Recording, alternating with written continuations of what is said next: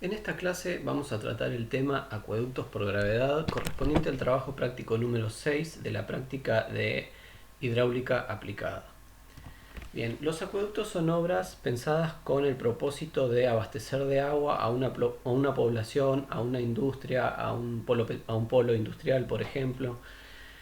Bien, por gravedad, para que funcione por gravedad es necesario, por supuesto, un desnivel favorable neto entre, digo neto porque puede haber un desnivel desfavorable intermedio, pero el desnivel neto entre el punto inicial o punto de toma y el punto final debe ser favorable.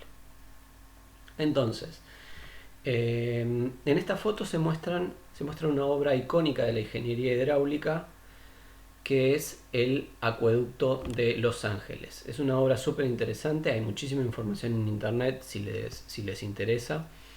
Este acueducto de agua cruda fue desarrollado en dos partes. La primera parte, la parte inicial, fue construida entre los años 1908 y 1913. Corresponde a este acueducto que vemos acá en color beige. Se extiende a lo largo de aproximadamente 500 kilómetros, es extremadamente extenso y tiene un caudal de diseño muy relevante que es de 11 metros cúbicos por segundo.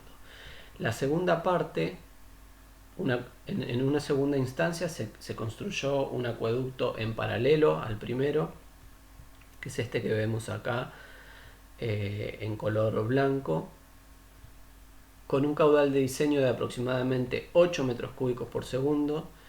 En suma, abastecen a la población total de Los Ángeles del 70% del consumo de agua. Eh, y a lo que podemos ver acá a la derecha es un aliviadero de descarga con obstáculos de hormigón que provocan un decaimiento en la energía cinética del líquido. Entonces, esta parte de la obra, acá podemos ver el primer tramo construido del acueducto y el segundo tramo, o la segunda parte de la obra. Eh, esta foto corresponde a la zona de llegada a la planta de tratamiento y vemos que una parte del líquido correspondiente a la segunda parte de la obra llega a través del acueducto y una parte llega a través de este aliviadero de descarga y a través de este canal posteriormente. Bueno, en esta foto se puede ver también un nuevo caso de acueducto en paralelo correspondiente a una obra de la ciudad de Sudáfrica. Bien, respecto al trabajo práctico. El trabajo práctico consta de dos partes. En la primera parte se diseña un acueducto, vamos a diseñar un acueducto para abastecimiento de la ciudad de Bahía Blanca. Vamos a realizar el proyecto integral desde el trazado hasta la definición del diámetro y la confección de los planos. En la segunda parte, mucho más sencilla, vamos a abordar dos problemas simples de resolución de acueductos en serie en paralelo que vamos a desarrollar más adelante. Comencemos con la primera parte. En la primera parte, entonces, nos interesa, tenemos definido el punto de toma, el punto de destino del acueducto, que es en la planta de tratamiento. Y bueno, el primer paso sería definir el trazado del acueducto, ¿no? Este sería el primer paso, definir el trazado del acueducto. Para ello vamos a dar algunos criterios. Paso a continuación entonces a enunciar los principales criterios a la hora de definir el trazado de un acueducto. Bueno, en nuestro caso nos interesa transportar agua desde agua cruda, es decir, sin tratar, desde el paraje de los Mirasoles adyacente a el arroyo Naposta Grande. Entonces tomamos agua acá se ubica la obra de toma, en el paraje de los Mirasoles, toma agua del arroyo Naposta Grande y nos interesa trasladarla hasta Grunbein, donde estará ubicada la planta de tratamiento tratamiento de agua. Bien, ¿qué criterios entonces existen para... acá falta la D de definición, perdón. ¿Cuáles son los principales criterios a la hora de definir el trazado? Bien, dos muy importantes son longitud mínima del acueducto y simplicidad de la traza. Longitud mínima porque gran parte del costo total de la obra está asociado a las cañerías y a los movimientos de suelo necesarios para disponerla en el terreno. Entonces estos dos puntos son importantes, ¿no? De acuerdo a esos dos criterios iniciales, uno diría, bueno, para satisfacer esos dos criterios, lo más conveniente es realizar esto. Este es el trazado ideal. Una línea recta desde el punto de toma hasta el punto de destino. Pero como todo proyecto de ingeniería es complejo y tiene restricciones adicionales, ¿no? Entonces hay que tener en cuenta además la planialtimetría de la zona. ¿Por qué? Porque es un acueducto por gravedad y tenemos que ir teniendo en cuenta la planialtimetría. Entonces, para ello es necesario disponer, por ejemplo, de una carta topográfica como la que podemos ver en este caso, donde se tiene una superposición de curvas de nivel, ustedes ya saben lo que son curvas de nivel, con el plano de la ciudad, ¿no? O el plano desde el punto de toma hasta el punto de destino. Entonces, otro punto importante a tener en cuenta es la proximidad de caminos. ¿Por qué es importante la proximidad de caminos? Porque de esa manera será mucho más sencillo trasladar la maquinaria y los operarios y los caños, naturalmente, ¿no? Entonces, fíjense, esta foto de acá arriba, esta toma aérea, corresponde a... es un plano en realidad, un esquema. Corresponde al proyecto de una obra que estuvo a punto de realizarse y que finalmente quedó paralizada, no llegó a concretarse. Una obra extremadamente importante también, que es justamente un acueducto entre la localidad de Pedro Luro y el punto final en Bahía Blanca, para abastecimiento de agua de una serie de localidades intermedias y Bahía Blanca, tomando agua desde el río Colorado. Bueno, esta obra tuvo muchos detractores, la Universidad Nacional del Sur, entre ellos varios ingenieros de la Universidad Nacional del Sur dijeron que esta obra no era recomendable.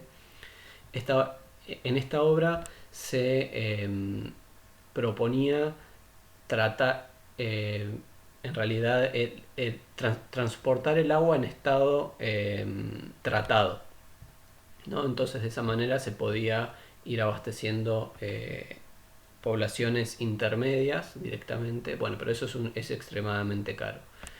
Entonces, como decía, es importante la cercanía de caminos. Si tenemos caminos cerca, como se puede ver en este corte, además de que es mucho más fácil trasladar las máquinas y los operarios y los caños, además es más económico disponer los caños. ¿Por qué? Porque no tenemos que expropiar terreno o comprar terrenos correspondientes a privados, sino que tenemos que tratar directamente con la Dirección Nacional de Vialidad si fuera en adyacencias de una vía, por ejemplo, de una ruta, ¿no? Entonces es muchísimo más económico. Siempre del lado de la ruta, acá tenemos el alambrado, del lado de la ruta. De esta manera la obra resulta muchísimo más económica. Entonces, otro punto importante es cruces con rutas y vías ferroviarias. Si bien es importante realizar el trazado en proximidad de caminos, también es importante realizar el trazado evitando cruces de rutas y vías ferroviarias. Los cruces de vías ferroviarias implican la realización de obras de este tipo, que son obras muy caras. Tenemos que construir un pozo de ataque entibado naturalmente, ¿no? Para que no haya derrumbamientos, un pozo de ataque, la obra de cruce por debajo de la ruta o de la vía y el pozo entibado de salida. En este plano podemos ver un corte transversal donde tenemos el pozo de ataque. Hay que construir un contrapiso de limpieza en esta zona. Un contrapiso de limpieza y una losa de hormigón armado. Acá también en el pozo de salida un contrapiso de limpieza y una losa. Y hay que construir también lo mismo a lo a lo ancho de la ruta en realidad. Es decir, la construcción de este túnel linear que se llama técnicamente. Entonces, acá vemos un corte transversal del túnel por debajo de la ruta. Entonces, es necesario en esos casos realizar este encamisado en realidad el conducto es este que vemos acá que parece un yin-yang. Este es el caño conductor. Este es el encamisado, el de mayor diámetro. Tenemos que realizar una sujeción mediante abrazaderas dispuestas sistemáticamente a lo largo del cruce. Y a modo de protección hay que construir o disponer un hormigón de densidad controlada por encima y en los costados, una cama de asiento de hormigón armado en este caso también. Entonces toda esta parte de la obra encarece mucho al proyecto, entonces por eso es que se trata de evitar siempre que sea posible. Otro punto a tener en cuenta son las zonas de acceso restringido, que hay que evitarlas. ¿Cuáles son zonas de acceso restringido? Por ejemplo, en este caso, en nuestro trazado ideal recto se interpone un punto que deberíamos, siempre que fuera posible, evitar, que es la base aeronaval Comandante Espora y el aeropuerto, ¿no? Entonces estos son terrenos que es muchísimo mejor evitar. Entonces tenemos esta carta topográfica y nos interesa tenemos que definir el trazado y vamos a usar esta carta. Entonces, ¿qué hacemos? Voy a hacer un acercamiento a este punto en la hora de toma. Vamos haciendo un trazado guiándonos con las curvas de nivel. Acá tenemos la primera curva de nivel ubicada, una curva de 85 metros respecto a el cero del Instituto Geográfico Nacional. Segunda curva de nivel que vamos a intersectar. Nosotros vamos desde este punto por acá, ¿no? Esto que vemos acá es una ruta nacional, entonces, de acuerdo a los criterios que mencionamos antes, nos interesa ir adyacente a esta ruta. No cruzarla o evitar cruzarla siempre que fuera posible, pero ir en adyacencias de esta ruta. Entonces, definimos un punto, el primer punto es este, punto relevante. Entonces, ¿cuál es el segundo punto? Bueno, vamos en línea recta hacia la ruta nacional. Y acá definimos el segundo punto topográfico. Desde este punto, cada vez que en cada punto singular, como por ejemplo un cambio de dirección o intersección de una curva de nivel, definimos un punto topográfico. En este caso el P3 corresponde a la intersección de la curva de nivel de 85 metros. El P4 corresponde a la intersección de la curva de nivel de 80 metros y así sucesivamente. Seguimos siguiendo ese criterio, vamos construyendo y en este caso, esto usualmente lo hubieran hecho ustedes, nosotros le dábamos la carta y ustedes definían el trazado. En este caso se los vamos a dar como dato, ¿no? Entonces nosotros les vamos a dar como dato este trazado definido a partir de la carta topográfica que cuenta con 28 puntos relevantes. Con todos esos puntos vamos a ir construyendo una tabla, ¿no? Por ejemplo, una tabla de este tipo. El P1 está en la progresiva 0 con cota de terreno 90, por ejemplo, ¿no? El P2 está en la progresiva 927 metros con cota de terreno 85. Bueno, y así sucesivamente hasta llegar al punto final, punto 28, por ejemplo, con progresiva 15.837 metros, es decir, 15 kilómetros, y cota del terreno 20. Es decir, que en este caso tendríamos un desnivel favorable de 70 metros. Siguiente punto en la parte 1. Criterio para el diseño del perfil longitudinal. Bien, ¿cómo vamos a definir el perfil longitudinal? Es importante respetar siempre una tapada. La tapada es la diferencia que hay entre la cota de terreno natural, la superficie del terreno, y la llamada cota de extra 2, que es la cota de el caño del acueducto en su extremo superior, la parte superior del caño. la parte exterior superior del caño. Bien, entonces tenemos la tapada mínima definida como 1 metro, es decir, la tapada tiene que ser siempre por lo menos de 1 metro y como máximo de 2,5 metros para evitar sobrepresiones en el caño y además para facilitar las tareas de la maquinaria. Tenemos que maximizar, es importante maximizar las longitudes de pendiente constante, es decir, a lo largo de entre cotas sucesivas tenemos que tratar de mantener una misma pendiente siempre que fuera posible. En los puntos altos, es decir, en los puntos de inflexión positivos, vamos a disponer válvulas de aire para promover la liberación de eventuales burbujas de aire en el interior de la cañería.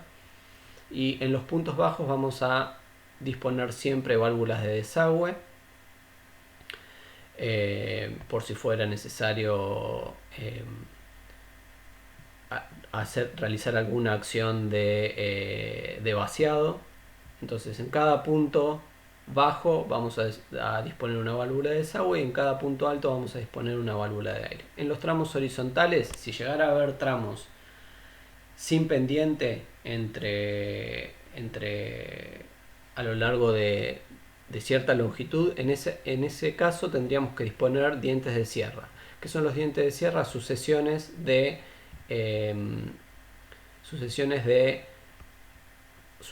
alternadas de pendientes positivas de 2 milímetros por cada metro y seguidas de pendientes negativas de 4 milímetros cada metro. La altura de presión inicial es la altura que disponemos piezométrica en el punto de partida, es decir, asumimos que partimos de un tanque elevado en el punto de toma de 4 metros, es decir, elevamos mediante bombeo el agua 4 metros por encima del nivel del terreno, o por encima del nivel de cañería en realidad, no por encima del nivel de terreno. Entonces tenemos inicialmente una altura útil de presión de 4 metros y queremos llegar en el punto final con una altura útil de 4 metros también, es decir, esto sería como pensar un tanque ubicado a 4 metros de altura. Bien, definición del diámetro de diseño. Esta es una de las partes más importantes, ¿no? ¿Qué diámetro tiene que tener la cañería? Bueno, tenemos entonces un punto A, que es el punto de partida, y un punto B, que es el punto de llegada. Supongamos que esto fueran 4 metros, que es la altura de presión inicial, y 4 metros altura de presión en el punto B final. Tenemos entonces 4 por encima de la cañería. Bien, ¿cuál sería el procedimiento a seguir? Definimos una pendiente de la línea piezométrica como desnivel H entre el punto inicial y el punto final dividido la longitud total de la cañería. Entonces definimos esta pendiente inicial. Con esta pendiente inicial, utilizando la fórmula de Manning y el N correspondiente al material de cañería que vayamos a utilizar, tenemos el I, que recién lo calculamos, en el área y en el perímetro mojado que interviene el diámetro de la cañería. Entonces despejamos el diámetro necesario para el caudal de diseño del acueducto. Despejamos el diámetro necesario. Este diámetro necesario, como ya vimos en el trabajo práctico anterior, muy probablemente no sea un diámetro existente comercialmente. Entonces, ¿qué tenemos que hacer si ese diámetro no existe comercialmente? Es el punto C. Si el diámetro no existe comercialmente, hay que seleccionar un diámetro comercial. En este caso no vamos a adoptar el criterio de seleccionar un diámetro comercial por encima. ¿Por qué? Porque puede ser que no dispongamos de un caudal mayor, es decir, seleccionar un diámetro por encima implica seleccionar un caudal de diseño mayor al original. Y puede ser que en este caso el caudal de diseño sea una restricción, estamos al límite, estamos usando todo el caudal que disponemos. Entonces podemos llevar como máximo el caudal de diseño original. Entonces ese valor queda fijo. Por lo tanto, no vamos a realizar este criterio que habíamos realizado en el trabajo práctico anterior de seleccionar un diámetro comercial por encima del diámetro inicial o diámetro nominal. Entonces, nosotros tenemos que seleccionar un diámetro distinto. Nos va a cambiar la pendiente de la línea piezométrica. Es decir, si nosotros pudiéramos elegir otro caudal de diseño, podríamos mantener esta piezométrica y llegaríamos a este punto con otro caudal de diseño. Es decir, el parámetro que variaríamos sería el caudal de diseño para mantener I, el I original, con el nuevo diámetro comercial. Pero como en este caso tenemos que mantener el caudal de diseño y tenemos también como restricción el diámetro comercial, lo que va a cambiar es la pendiente I. Es decir, nosotros partiríamos, supongamos que seleccionamos un diámetro comercial menor. Si seleccionamos un diámetro comercial menor, corresponde una pendiente. Eso sería, si revisan el ábaco, por ejemplo el ábaco de PRFB, para un diámetro comercial menor vamos a tener una pendiente más fuerte, va a tener más pérdidas. Un diámetro menor tiene más pérdidas. Entonces, si partimos desde este punto es una restricción y tenemos una pendiente más fuerte, llegaríamos a un punto por acá. Y nosotros tenemos como restricción H. El punto de llegada, este H2, esta es una restricción. Nosotros tenemos que llegar a este punto con una presión, una altura de presión de 4 metros. Entonces, si seleccionáramos un diámetro menor, dijimos, vamos a llegar por debajo. Si seleccionamos un diámetro mayor al D0 teórico, vamos a llegar a un punto por encima, porque vamos a tener menos pérdidas. Entonces, ¿cómo vamos a tener que resolver? Mediante un acueducto en serie. Dos diámetros. Vamos a tener que realizar un diámetro, un tramo con un diámetro de 1. Este esquema corresponde a un diámetro de 1 mayor que el segundo diámetro, ¿no? Entonces, para el diámetro mayor vamos a tener menos pérdidas, es decir, esta pendiente es más suave. Y para el segundo diámetro vamos a tener mayores pérdidas con una pendiente más fuerte. Entonces, lo que a nosotros nos interesa ahora es determinar L1 y L2. Estas son las incógnitas del problema, es decir, cuál es la longitud de cañería con diámetro de 1 y cuál es la longitud de cañería con diámetro de 2. Entonces, este valor I1, ¿cómo lo vamos a obtener? Este valor lo vamos a obtener mediante la ecuación de Manning, ¿no? Vamos a entrar con el caudal de diseño. Ahora el diámetro va a ser dato, entonces vamos a tener el diámetro va a ser el diámetro comercial seleccionado, ¿no? Entonces vamos a tener el área y el perímetro mojado de la tubería y vamos a despejar en este caso I. Entonces vamos a despejar un I1 para el primer diámetro y un I2 para el segundo diámetro, I2 para el diámetro menor y I1 para el diámetro mayor. Y queremos averiguar dónde se encuentra el punto de intersección este. Entonces vamos a tener que plantear este súper simple sistema de ecuaciones lineales, donde sabemos que la pérdida de carga debido al diámetro 1 es I1 por L1, esto es H1, más H2, que es I2 por L2, I2 por L2, me va a dar H2. Entonces H1 más H2 tiene que ser igual a el desnivel favorable entre el punto de toma y el punto de abastecimiento, que es dato esto. Entonces tenemos como incógnitas L1 y L2. Esta es una de las ecuaciones. ¿Y cuál es la otra de las ecuaciones? Que L1 y L2 tienen que ser igual a la longitud total de la cañería. Bien, esto sería si tuviéramos además este tipo de terreno, ¿no? Podría ocurrir que tengamos este otro tipo de terreno en el que tendríamos un punto intermedio más alto o no necesariamente más alto, pero sí en este tipo de terreno hay un cambio brusco en la pendiente natural del terreno.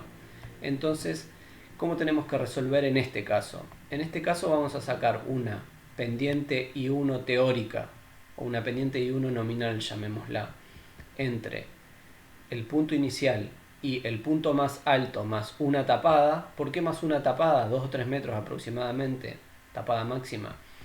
Porque si tenemos una sobrepresión en cualquier punto, es decir, es importante tener en todo punto a lo largo de la cañería una sobrepresión mínima igual a la tapada. De esa manera, si llegara a haber una rotura de el caño, tenemos suficiente presión para que el agua aflore y sea visible en la superficie y podamos identificar en qué punto está el desperfecto, ¿no? Entonces es importante siempre tener una altura de presión mínima en todo punto de igual a la tapada del caño. Entonces, como si tenemos este tipo de perfil del terreno natural, ¿qué hacemos? Vamos a definir una pendiente I1 nominal entre el punto de partida y el punto más alto del terreno más una tapada, y una pendiente nominal I2 entre el punto más alto del terreno más una tapada y el punto de llegada. Esta I1 y esta I2, con estos valores y el caudal de diseño, vamos a calcular un diámetro de 1 y un diámetro de 2. Bueno, esos diámetros nuevamente rara vez existan comercialmente. Entonces vamos a tener que recalcular los diámetros correspondientes a este primer segmento y vamos a realizar un procedimiento análogo al que hicimos antes. Para este primer segmento usamos el diámetro nominal y el caudal de diseño en la ecuación de Manning y despejamos ahora el valor que corresponde a las pérdidas de carga por unidad de longitud, ¿no? Pérdidas de cargas unitarias. Entonces vamos a tener este nuevo valor de I1R. Del mismo modo, con el segundo diámetro vamos a obtener un valor corregido I2R correspondiente al diámetro I2 real, ¿no? Correspondiente al diámetro comercial, a la cañería con el diámetro comercial. Y queremos obtener el punto este de intersección y resolvemos entonces nuevamente el mismo sistema de ecuaciones, donde las ecuaciones son las incógnitas son L1 y L2. Conocemos I1, conocemos I2, conocemos H y conocemos L, ¿no? Entonces despejamos L1 y L2. Selección de la clase de caño. Bien, los caños de PRFB están constituidos por 3 capas. Una capa inicial llamada liner, que es una barrera química interna en contacto con el fluido, que es la que garantiza que el agua permanezca siempre dentro del caño. Una capa intermedia, que es la que da resistencia mecánica al caño, y una capa externa, que es la que protege al caño de las inclemencias del tiempo. Entonces, de acuerdo a las características de esta capa intermedia mecánico resistente, se definen clases de caños. Clases de caño, entonces si decimos un caño de PRFB clase 8, es un caño que resiste una presión interna del líquido de 14 bares. Entonces tenemos que definir, además de definir el diámetro, que fue lo que hicimos antes, tenemos que definir qué clase de caño vamos a usar. Entonces, de acuerdo a, por ejemplo, cuál es el punto que va acá, el caño de diámetro 1, si tuviéramos un perfil del terreno de este tipo y resolvemos así, vamos a tener un caño de longitud L1 con un diámetro de 1. ¿Y cuál es la presión? El punto sometido a máxima presión es este punto que está acá en el valle, que tiene una presión, una altura de presión que va desde acá, desde este punto, hasta intersectar la línea piezométrica. Esta es la presión, la altura de presión que soporta el punto más solicitado del caño de diámetro de 1. El caño de diámetro de 2 será en un punto por acá, por ejemplo, ¿no? Bueno, ustedes tendrán que calcular eso. Este es el punto más solicitado con mayor presión del caño de diámetro de 2. Entonces, de esa manera definimos la clase de caño que vamos a comprar para el segundo tramo y la clase de caño que vamos a comprar para el primer tramo, ¿no? Estas son las clases existentes. Confección del plano del perfil longitudinal. Esto es similar a lo que ya habíamos hecho para canales. Tenemos que ahora construir el perfil longitudinal de el acueducto. Entonces, tenemos acá lo que está dibujado en azul es el extremo superior y el extremo inferior del caño. Lo que está dibujado en rojo es el terreno natural. En cada uno de los puntos de relevamiento, esos puntos P1, P2, esos puntos que definimos en la carta topográfica, en cada uno de esos puntos vamos a reportar en una tabla adyacente, entonces, primero que nada, el plano de comparación, ¿no? En qué altura está definido el plano de comparación respecto al cero del Instituto Geográfico Nacional. Y en cada uno de los puntos, acá vamos a tener, este correspondería al P0, punto de partida. Esto sería sección obra de toma, es lo que dice acá. Esto corresponde a una obra real. Esto fue tomado de una obra real. Entonces tenemos acá el punto inicial, obra de toma. Este sería el punto P1, este sería el punto P2, P3, así sucesivamente hasta llegar al punto 28 en el punto de abastecimiento en la planta de agua. Vamos reportando en la tabla adyacente distancias parciales progresivas en cada uno de los puntos. Cota extra 2, que yo puse acá resumidamente como EXD. Cota de extra 2, cota del terreno natural, altura de presión, que es la diferencia entre la cota extra 2 y la altura piezométrica en ese punto. Sería, en este punto, la altura de presión, acá en el punto inicial es 4. En el siguiente punto será la altura que hay desde la cota extra 2 hasta la línea piezométrica. Y así en cada uno de los puntos, ¿no? Entonces vamos siguiendo, cota del terreno natural, altura de presión ya lo dije, y la pendiente de el caño en cada una de estos segmentos. Entonces acá tenemos, esto es por ejemplo, un diente de sierra sería una cosa así, porque acá vamos con primero un desnivel favorable o una pendiente negativa, seguido de una pendiente positiva, una pendiente negativa seguida de una pendiente positiva, y así sucesivamente. Curvas de funcionamiento, lo mismo que habíamos hecho para canales, ahora vamos a hacer para el acueducto. ¿Cómo vamos a hacer esto? Tenemos entonces en el primer caso un acueducto, en nuestro caso, como dijimos antes, vamos a tener que resolver mediante un acueducto en serie. Es decir, un diámetro en el primer segmento, otro diámetro en el segundo segmento. Entonces, ¿qué vamos a hacer? ¿Cómo vamos a construir esta curva de diseño? Esta es la curva de diseño que corresponde a el primer tramo. Esta es la curva de diseño que corresponde al segundo tramo.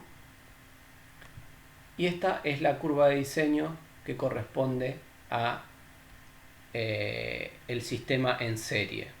Entonces, como tenemos un sistema en serie, vemos que lo que se suman son los caudales, ¿no? Lo que se suman son las pérdidas. Es decir, las pérdidas totales son las pérdidas H1 en uno de los tramos más las pérdidas H2 en el otro de los tramos. Eso nos da la pérdida total H total. Entonces, ¿y cómo vamos a construir estas tres curvas? Bien, la primera, correspondiente al primer segmento, la vamos a construir dándole valores a... tenemos que, para distintos valores de Q, vamos dando distintos valores de Q hasta llegar al caudal de diseño, ¿no? El caudal de diseño que es dato. Para él, vamos dando... ¿A qué le vamos dando distintos valores? A la vamos dando distintos valores en la ecuación de Manning, ¿verdad? Entonces, tanto para el tramo 1 como para el tramo 2, conozco el diámetro de 1 para el tramo 1 y de 2 para el tramo 2, y la longitud del tramo, L1 para el tramo 1 y L2 para el tramo 2. Entonces, también conozco para cada uno de esos tramos la pendiente I1 real y la pendiente I2 real, ¿no? Para cada uno de los tramos. I1 para el primero, I2 para el segundo. Entonces, lo que voy a hacer para construir estas curvas es darle valores a I1 y a I2. En realidad, en la ecuación de Manning, voy a definir distintos valores de caudal, ¿no? Desde 0 hasta el caudal de diseño. Entonces, para cada uno de esos valores de caudal voy a despejar I, el I que corresponde, ¿no? Tanto para el primer tramo usando el diámetro de 1 para el primer tramo y usando el diámetro de 2 para el primer tramo. Entonces, por ejemplo, supongamos que el primer valor de caudal que voy a usar es 0,1 metros cúbicos por segundo. Entonces doy QD igual a 0,1 metros cúbicos por segundo. Utilizando D1 calculo área, utilizando D1 calculo perímetro mojado y despejo un valor de I. Lo mismo hago con un valor de 0,1 de caudal. Con el diámetro 2 calculo área, con el diámetro 2 calculo perímetro mojado y calculo un valor de I correspondiente al segundo tramo. Con esos dos valores de I, para el tramo 1 y para el tramo 2, conociendo la longitud del tramo 1 y del tramo 2, hago el I1 que obtuve por L1, me va a dar un H, un determinado H. El I2 por L2, el valor de I2 que obtuve por L2 me va a dar un valor de H correspondiente a pérdida en el segundo tramo. Entonces tengo la pérdida para un valor de caudal de 0,1, supongamos que estaba por acá, 0,1 metros cúbicos por segundo. Bueno, en este caso está en litros por segundo, pero se puede hacer el traspaso. Entonces, para un valor de 0,1, subo y tengo un punto correspondiente a la pérdida en la cañería con diámetro de 1, que sería el que está por acá. Para el mismo valor de caudal, calculé el I1, lo multipliqué por L2 y obtuve la pérdida en el tramo en el tramo de longitud L2. ¿Cuál es la pérdida total de la conducción en serie? Es la pérdida en el tramo de longitud L1 más la pérdida en el tramo de longitud L2, que me da el punto correspondiente a la curva verde. Voy haciendo eso para distintos valores de caudal. Repito ese procedimiento para distintos valores de caudal hasta llegar a el caudal de diseño. En ese punto voy a tener una pérdida en el tramo 1, una pérdida en el tramo 2. La suma de estas dos pérdidas me va a dar la pérdida total. Y la pérdida total, este punto sobre la curva verde, define el punto de funcionamiento del acueducto. Es decir, en condiciones normales va a estar funcionando el acueducto con esta pérdida y con este caudal, ¿no? Bien, entonces, para la parte 2, de esa manera terminamos lo que necesitábamos hacer en la parte 1 de diseño del acueducto. Entonces hicimos las curvas, confeccionamos el perfil longitudinal, seleccionamos la clase de caño, seleccionamos el diámetro y definimos el trazado, que esto es dato para ustedes. Ahora seguimos con la parte 2, ejercicios de resolución. Tenemos este perfil topográfico. Acá tenemos una tabla con valores en los que se da para cada progresiva la cota a la que se encuentra. Esta sería la cota de extra 2, ¿no? La cota a la que se encuentra la cañería.